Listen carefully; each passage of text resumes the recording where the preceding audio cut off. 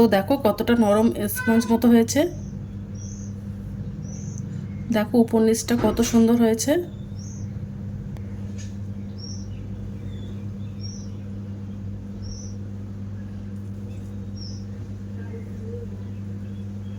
Hello বন্ধুরা, তো আমি আজকে আবার অন্যদিনের মতো নতুন একটা রেসিপি নিয়ে এসেছি। আজকের রেসিপি হচ্ছে আমের কেক। তো চলো আমি রেসিপিটা কিভাবে বানাই তোমরা শেষ পর্যন্ত ভিডিওটা স্কিপ না করে দেখতে থাকো। তো চলো রেসিপিটা শুরু করি। এই রেসিপিটা বানাতে আমার দুটো আম লাগবে। আম দুটো কেটে আমি মিক্সার গ্রাইন্ডারে দিয়ে মিক্সার করে নেব। দেখো আমটা মিক্সার করে আমি একটা আমের পাল্প বানিয়ে নিয়েছি। এবার আমি একটা গামলা বাটি নিয়ে নেব। আর আমি এই কেকটা ডিম বাটার ছাড়াই বানাবো। প্রথমে আমি এক বাটি ময়দা আটা দিয়ে দেব। এর মধ্যে 400 গ্রাম ময়দা আটা আছে, তো ময়দাটা আমি দিয়ে দেব। আমি শুধু আজকে ময়দা আর আম দিয়েই কেকটা বানাবো। এই কেকটা খেতে কিন্তু অসম্ভব সুন্দর হয়। এবার আমি ওর মধ্যে সামান্য একটু লবণ দিয়ে দেব। একটু হালকা লবণ দিলে কেকটা খেতে কিন্তু খুব ভালো লাগে।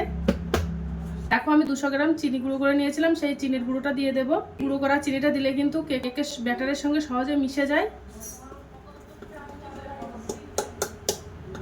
ওর মধ্যে আমি 2 চামচ গুঁড়ো দুধ দিয়ে দেব। এই গুঁড়ো দুধটা দিলে কিন্তু খেতে খুব ভালো লাগে কেকটা, যেহেতু আমি ডিম আর বাটার ছাড়াই বানাচ্ছি।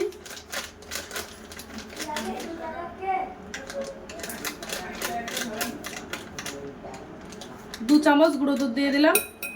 এবার আমি যে আমের পাল্পটা বানিয়ে রেখেছিলাম ওই আমের পাল্পটা দিয়ে দেব।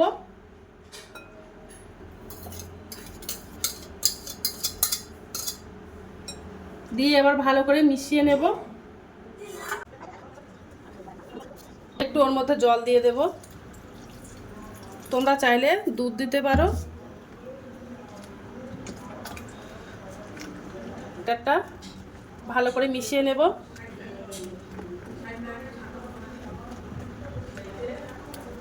ব্যাটারটা দেখো কত সুন্দর হয়েছে। এবার আমি 1 চামচ মতো ভ্যানিলা এসেন্স দিয়ে দেব। আম থেকে একটা গন্ধ বাড়ায়, সেই গন্ধটা থাকবে না। ভ্যানিলা এসেন্স দিয়ে দিলাম। তোমাদের কাছে যদি এটা না থাকে তোমরা এলাচের গুঁড়ো ব্যবহার করতে পারো। কিছুটা চেরি ফল দিয়ে দেব, জাস্ট এটা দেখতে ভালো লাগার জন্য, আর মুখের মধ্যে এটা পড়লে একটু খেতেও ভালো লাগে। কিছুটা মোরব্বা দিয়ে দেব, মোরব্বাটাও দিলে খেতে ভালো লাগে। কিছুটা কিশমিশ দিয়ে দেব। তো আমার কাছে এই ড্রাই ফ্রুটসগুলো ছিল বলে আমি এই ড্রাই ফ্রুটসগুলো দিয়ে দিলাম। তোমাদের কাছে যা থাকবে তাই দেবে, আর না দিলেও চলবে। দিয়ে এবার ভালো করে মিশিয়ে নেব। এবার আমি ওর মধ্যে 1 চামচ বেকিং পাউডার আর হাফ চামচ বেকিং সোডা দিয়ে দিলাম। দিয়ে এবার ভালো করে একটু মিশিয়ে নেব ব্যাটারটা।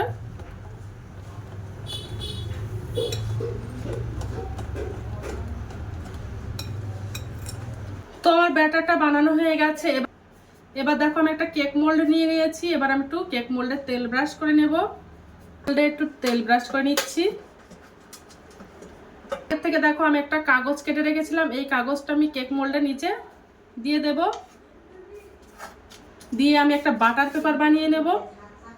বাজার থেকে আর বাটার পেপার কেনার কোনো প্রয়োজন নেই, এইভাবে বাটার পেপারটা বানিয়ে নিতে পারবে বাড়িতে সহজে। তো ওর উপরে আরেকটু তেল দিয়ে দেব। দিয়ে তেলটা আবার একটু ব্রাশ করে দেব। একটা বাটার পেপার বানিয়ে নিয়েছি, কত সুন্দর, একদম সহজভাবে বাড়িতে। কেকের ব্যাটারটা ঢেলে দেব এই কেক মোল্ডের।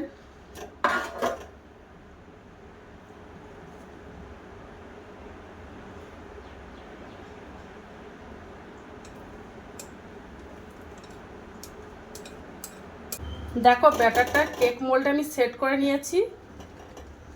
এবার আমি কেকটা হিট দিয়ে নেব। তো উনানে আমি একটা কড়াই বসিয়ে দিলাম। একটা কড়াইয়ের মধ্যে বাটি বসিয়ে দেব।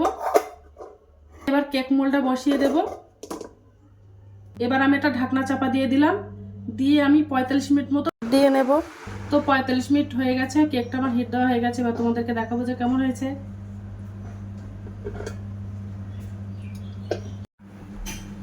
দেখো কতটা সুন্দর হয়েছে। এবার আমি কেকটা ভালো করে ঠান্ডা করে নেব।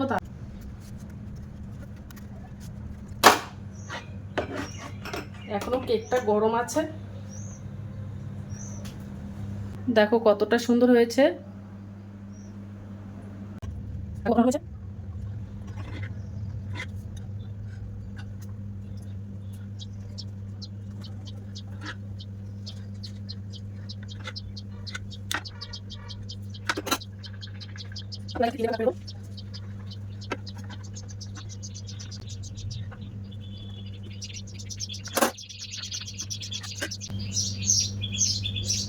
তো একটা পিস দেখো বার করে নিয়েছি, দেখো কতটা নরম হয়েছে।